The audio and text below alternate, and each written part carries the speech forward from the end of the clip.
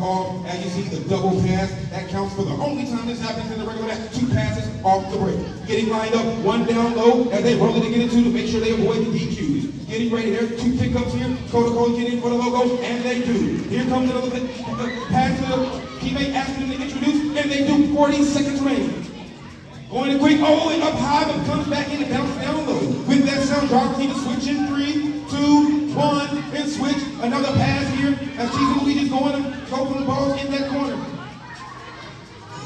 With 25 seconds left, a change of strategy. They say, hey, you go forward as well. Up high, and they get that one as well. 20 seconds remaining. What else can they do as the pressure is on with 15 seconds remaining? Another pass, and they're going to let it go for the high goal. Can they get there with 10 seconds remaining? Getting lined up with the shot. And Arthur put in. Here goes Rabbit there. As they pick up in. Another shot. And the first time we get that, no. He gets stuck up, no. But when they're talking 2 seconds, 1. And that's going to end. And that is good.